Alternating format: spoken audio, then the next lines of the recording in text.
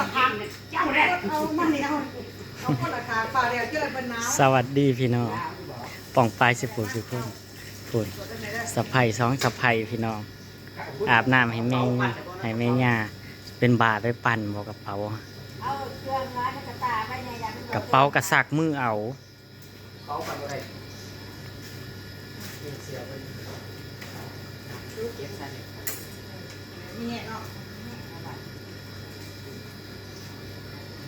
เพิ่นบ่ได้อาบน้ำล้ายมือพี่น้อง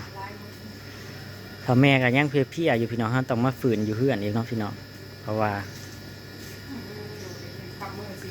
อ้อเต็มหรือบ่น้ำเอาใส่นั่นนี่เอาใส่โอ่งผมก็ไว้ก็ได้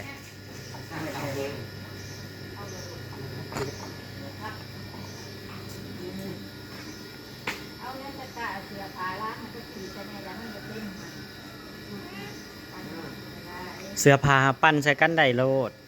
ของร้านกับปั้นใส่ผ้าห่มปั้นแง่กับเสือ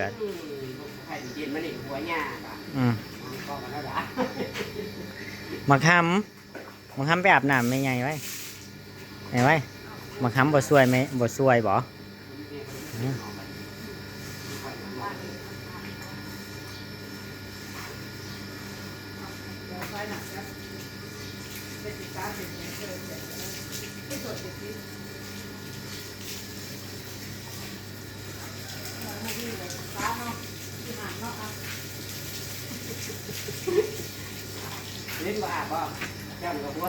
อีแม่บ่ดาบร้ายบือบ้าอาบบีแห้งแล้วนะบัดนี้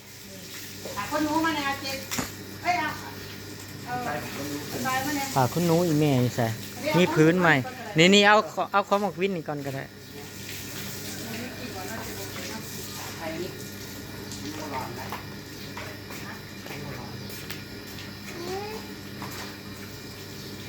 ยังมีนักอาบเหมือนกันเลย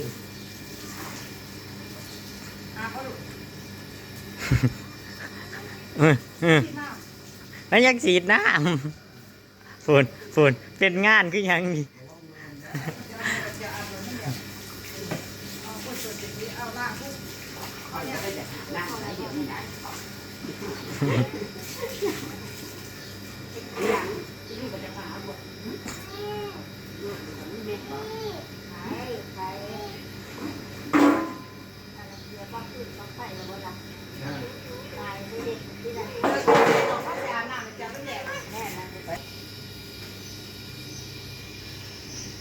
นี่ลูกสะใภ้ดีเด่นแห่งปีเด้อพี่น้องเพิ่นคือสิได้หน้าหลายล่ะค่ะเจสีนสู่บ่ไหวเพร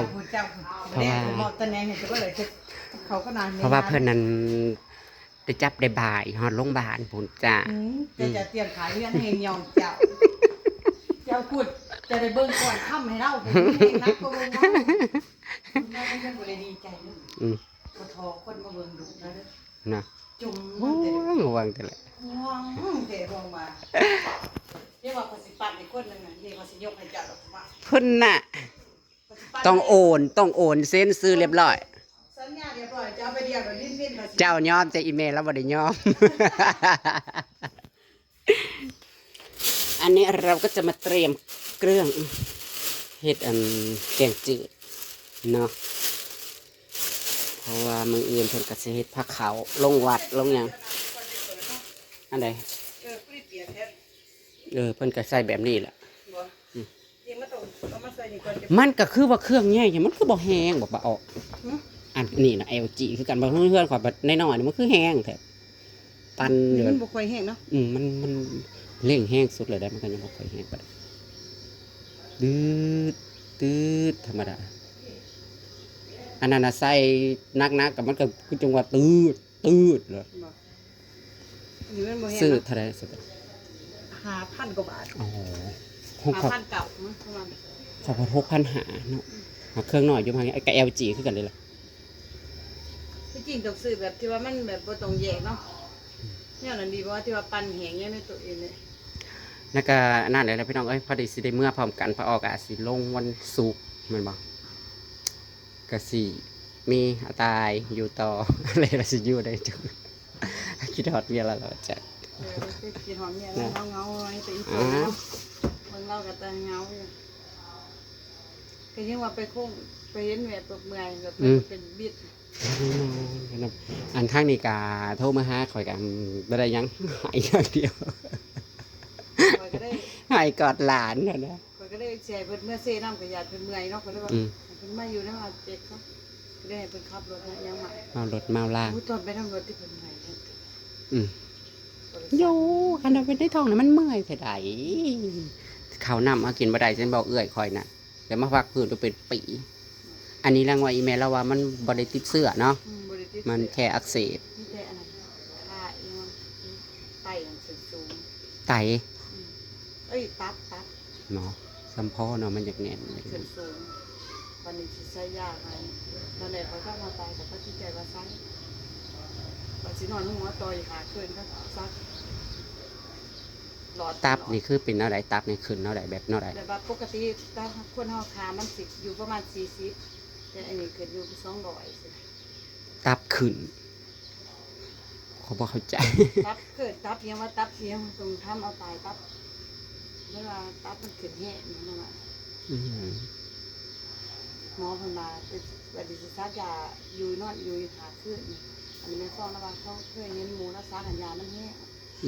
แบบแห้งเนาะจากย่างผัดแห้งผัดอ่อนเนาะ วันนี้ละว่าเล่ากับว่าถ้าเป็นยังแห้งเลยแต่ถ้าที่ใจ นี่แหละแต่ว่ากับบริยากล้าป้าเราอยู่ผู้เดียวกับหลาน2 คนได้พอออก นี่ให้เข้าหาคนอยู่บ้านเอามาอยู่นำหาเบิ่งมาบ่ได้ก็สิได้ มันบ่แม่นหยังอีกอย่างแล้วก็อายุหลายแล้วเราเลี้ยงหลานน่ะนะมันนี่ผัดคนคล้ายๆว่ามันเป็นแป้วเป็นแมงเลยเด้บ่ก็บ่อยู่ดีมีแห้งเลย อย่าเป็นลิ้นเป็นเมาเนาะหาเบิ่งบ่ได้เขาสิส่งข่าวมาบอกว่าหาได้หรือบ่ได้ได้หน่อย ก็ได้น้ำลาอยู่เฮ็ดกิน มันต้องเป็นเนี่ย เจ้าแล้วเจ้าแล้วฮะลูกเจ้าก็อยู่พี่ ลูกข่อยก็อยู่ผู้12คนเดียวเดียวกันนี้ลูกบ้านเดียวกันเนี่ยข่อยสิได้ลูกเพิ่มอีกอยู่ดีเนี่ย โอ้ยบอกว่าเขาโอนให้เจ้าแพทย์ โอนแล้วอีเมลแล้วบ่โอนติก็จังมาเฮ็ดเฮา ปัดบ่เป็นนี่ หึ เฮ็ดจังนั่งกันมันได้เงินเบิดได้มันตัดไป กินพึ่งแล้วพี่น้องเอาอีกแล้วบ่ได้อยู่บ่ได้เศร้าพี่น้องเห็ดของกินของอยากมุกมุ่นอยู่ในครัว เห็ดแกงจืดต่ออีกพี่น้องเห็ดแกงจืดให้เฒ่าแม่กินมื้อแรกก็กินน้ำกันนั่นแหละพี่น้องไผเห็ดคานอคานอก่อนก็บ่ได้ซื้อเดี๋ยวไปซื้อคานอก่อนก่อน โอ้ยสมห้อนเขาบอกฝนสิบ่ฮ้อน ฮ้อนแห้งลิพี่น้องมือคืนกลางคืนก็ฮ้อนว่าสั่นอีหลีอีลอยอีหลีฝนหยุดผัดฮ้อนพี่น้องแดดมื้อเช้านี่ก็แดดออกตั้งแต่เช้า เลิกๆมาแล้วกิน ๆดึกๆมากก็เย็นอยู่ ใส่เนาะบ่ใส่เลยเต้าหู้แกงจืด แกงจืดเต้าหู้ข่อยก็บ่เคยเฮ็ดได้พี่น้องข่อยก็เฮ็ดบ่เป็นแกงจืดว่าใส่หยังก่อนอิหยังก่อนเนาะข่อยก็บ่เคยเฮ็ดถ้าข่อยเฮ็ดกินเองนะข่อยก็เฮ็ดง่ายๆกับพอได้นั่นอยู่ซ้ำกินเองนั่นแหละ พูดถึงนะเฮ็ดกับเขาวมาทุกอย่างที่เฮ็ดนี่ก็คือมีแกงจืดแหละที่เฮ็ดบ่เป็นเว้าง่ายๆแต่ก็เฮ็ดเอาสูตรเฮาเองหั่นแหละง่ายๆเฮาก็พอได้อยู่หั่นน่ะพูดถึง แกงจืดไม่ได้ทำให้มันแซ่บให้มันจืด แกงจืดเต้าหู้เนาะครับ สาวยายกระดาษเพื่อนหอดซ่า หมดเพื่อนฮอดซ่านแล้วพี่ ป น้ ลา อง อันนี้สักให้เขาเห็ดแรงๆอีก เพราะว่ามืออื่นก็สิเฮ็ดผักขาวพระนามลงวัดเนาะพี่น้องแล้วก็เฮ็ดเฮ็ดต้นเนาะพี่น้องเอ้ยแล้วก็สิให้สูตรรดน้ำให้เพิ่นเลยพี่น้องเพราะว่าสุกก็คือสุเฮาก็สิขึ้นวันศุกร์ออกก็ขึ้นวันศุกร์พี่น้องแม่น้องวิน ส่วนคนที่อยู่ก็มีบ่าวตายเนาะกับบ่าวเฮกเนาะพี่น้องน้องชาย2 คนอยู่ต่อเพิ่งอยู่มันว่ะก็อยู่พร้อมกันขึ้นให้มันขึ้นพุ่นแหละให้แม่มีแห้งกว่านี้เนาะพี่น้องเอ้ย ไม่จะกล้าปลาเราอยู่คนเดียวเพราะไม่ลานเลยตอนนี้คนเราอยู่น้ำลาย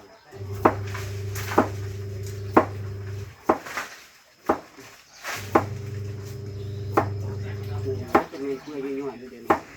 หาสื่อขนอกก่อนพี่น้อง เกลือซ่อนแล้วก็ปัญหาก็ที่ หาผักชีกับจักมีหรือเปล่าบ่มีเอาตามได้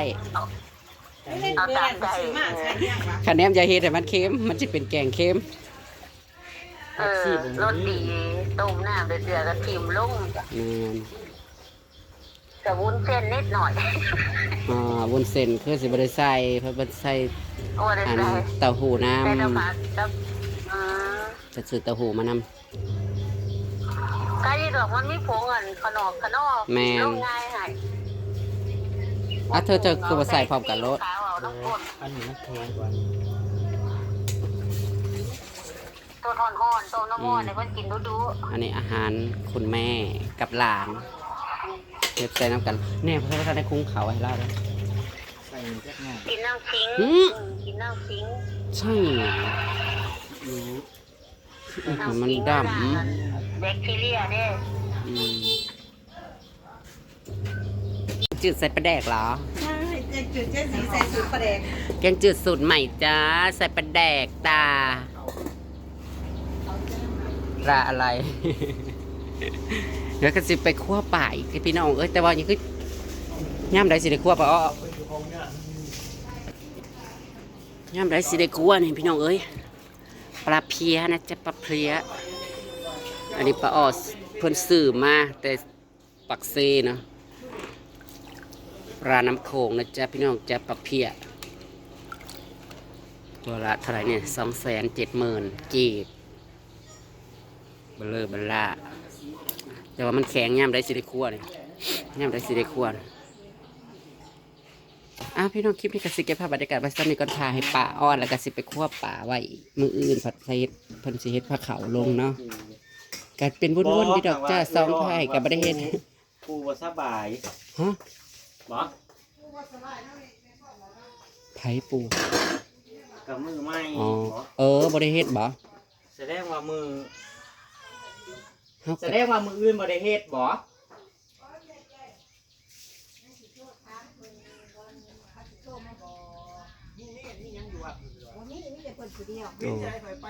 พี่น้องอยากได้กระฝากเป็นกำลังใจให้ในเด้อจ้าแม่ยาก็เขาให้หายเร็วๆเนาะมาอยู่น้ำลูกน้ำหลานอะไรแบบนี้ตามคลิปหน้าเพราะงั้นกับผู้ละวันศุกร์มื้ออื่นอาจจะได้ลงปักเซ่พาพี่น้องไปเจอปักเซ่เด้อจ้านะคะ ไปละค่ะตามคลิปหน้าสวัสดีจ้า